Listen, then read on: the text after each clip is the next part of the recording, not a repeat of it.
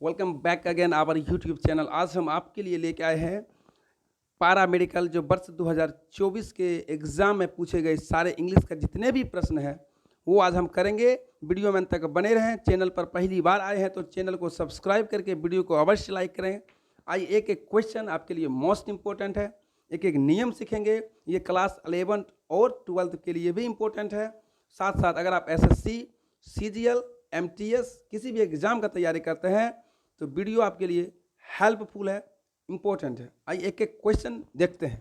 Question number दोस्तों 1 है, the qualities of products over time. सबसे पहले आपको क्या करना है, डायग्राम को पढ़ना है, जो भी दिशा निर्देश इसमें डायरेक्शन को पढ़ना है। Complete the sentence using appropriate option.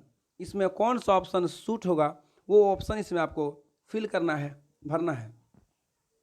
आइए दोस्तों, द क्वालिटीज ऑफ प्रोडक्ट्स, मान लीजिए ये प्रोडक्ट है, इसकी क्वालिटी, मान लीजिए कोई मेडिसिन है, कोई दवाई है, इसकी जो क्वालिटी है एक ओवर टाइम, एक निश्चित समय के लिए होता है। जैसे मान लीजिए कोई आप मेडिसिन खरीदे, उसमें रहता है 2025 से 2028 तक एक ओवर टाइम, एक निश्चित समय होता है। और जब एक निश्चित समय हो उसके लिए आप EJMR का प्रयोग कभी नहीं करेंगे, वाज वेयर का प्रयोग नहीं करेंगे, उसमें हमेशा हैज़ और हैव बीन का प्रयोग करते हैं। आंसर जो होगा, आंसर हो जाएगा B is the right answer.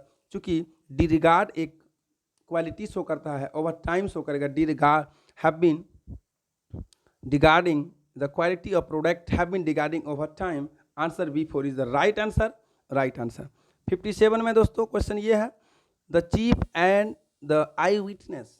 जब दो संज्ञाओं को एंड से जोड़ेंगे, the chief and the eye witness, तो उसके लिए आप हमेशा प्लूरल वर्ब का यूज करेंगे।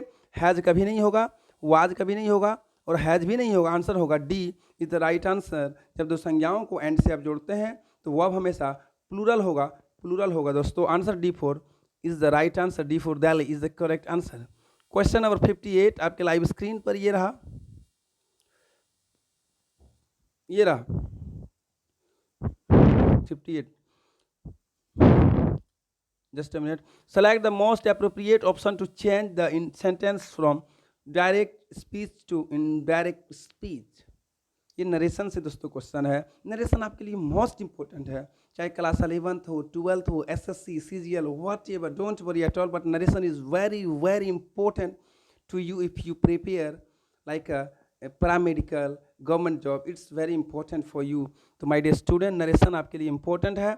आइए नरेशन से एक प्रश्न को करते हैं। क्वेश्चन है, Shaheba is very kind to animal, Shaheba is very kind to animal said Leena. Leena ने कहा कि शहेबा जो है कोई जानवर से बड़ा प्रिय रहते हैं, प्यार से रहते हैं, दयालु रहते हैं। इस प्रकार से इसका हिंदी निकलेगा। तो दोस्तों देखिए, सैड है, सैड मेरा पास्ट है। जब एक सेंटेंस पास्ट में मिल जाए तो दुनिया का सारा सेंटेंस पास्ट में करेंगे। अगर कोई भी सेंटेंस शुरू में पास्ट में हो तो उसको सबको पास्ट में कर देंगे। नरेशन बनाने के लिए एक होता है RV, एक होता है RS, RV और RS। तो दोस्तों RV इधर दे दिया है, RS इधर दे दिया है। होना चाहिए था RV यहाँ, RS होना चाहिए था यहाँ। तो टेंशन नहीं लेना है, घबराना नहीं है। आप पढ़े हैं, आप जानते हैं जब कोई पास्ट में हो तो दोस्तों प्रेजेंट कोई चांस ही नहीं है सर। सेज प्रेजेंट कोई चांस ही नहीं रहा, चांस ही नहीं है। और सैड पूछ भी नहीं रहा है कि आप कहाँ रहते हैं, क्या करते हैं, इस प्रकार का सेंटेंस पूछ भी नहीं रहा है। आस्क्ड भी कट गया। आंसर हो जाएगा C is the right answer, बिल्कुल correct and perfect answer, 100% answer. C is the right answer. आइए question number 29 is very very important for you. Let get how to solve this question. Select the most appropriate option to change the sentence from direct speech to indirect speech. आइए दोस्तों, the teacher said to the boy, where do you live? Teacher ने विद्यार्थियों से कहा, लड़कों से कहा, लड़का से कहा कि आप कहाँ रहते हैं। where do you live? मान लीजिए ये शिक्षक है और ये कोई स्टूडेंट है, इससे पूछ रहा है, आस्क्ड कर रहा है दोस्तों, ऑर्डर नहीं दे रहा है, टोल्ड नहीं कर रहा है, सेड नहीं कर रहा है, पूछ रहा है। तो दोस्तों आस्क्ड होगा correct answer, B is the right answer. जब भी कोई WH वर्ड से सेंटेंस की शुरुआत होती है तो नरेशन में RS के स्थान पर, रिपोर्टेड स्पीच के स्थान पर, RV के स्थान पर, रिपोर्टिंग वर्ब के स्थान पर सैड हो, सेज हो या फिर से हो उसको आस्क्ड में कन्वर्ट कर देते हैं। ये बात आप भली भांति परिचित हैं। Question number 60, pick out the non finite verb. दोस्तों नॉन फाइनाइट वर्ब ट्रिक याद रखेंगे, जहां आपको आईएनजी मिल जाए वही मार देंगे सर। कहाँ आईएनजी? यहाँ A answer, non finite A answer हो जाएगा।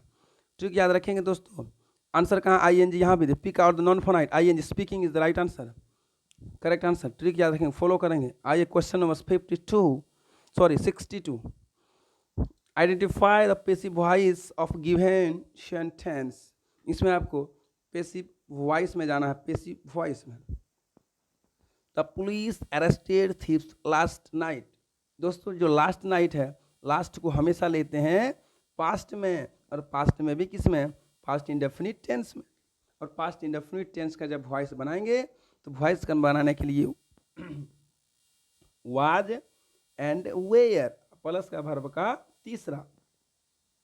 दोस्तों वॉइस में हमेशा वर्ब का तीसरा रूप का यूज होगा। इसका आंसर देख लेते हैं झट से। लास्ट को पास्ट में, और पास्ट को बनाने के लिए B3। दोस्तों देखिए, पास्ट को बनाने के लिए वाज वेयर, पास्ट का पैसिव वॉइस बनाने के लिए वाज एंड वेयर चाहिए। हैव नहीं होगा, यहाँ भी वेयर नहीं होगा, सॉरी वेयर होगा, हैज नहीं होगा।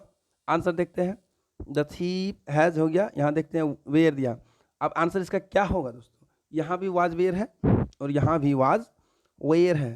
तो answer last night some thieves were arrested by the police, some thieves were being नहीं, बिंग तो आईएनजी में होगा। कैसे लगा दी sir? Answer B is the right answer, B is the right answer. बस सिर्फ आपको क्लू मिलना चाहिए, उसके बाद आप बहुत इजी तरीके से प्रश्न को सॉल्व कर सकते हैं। क्वेश्चन नंबर 63 इज ये रहा आपके लाइव स्क्रीन पर। Which punctuation marks is used when someone speak. जब आप किसी से बोलते हैं, किसी से बात करते हैं, कौन सा मार्क्स यूज करते हैं?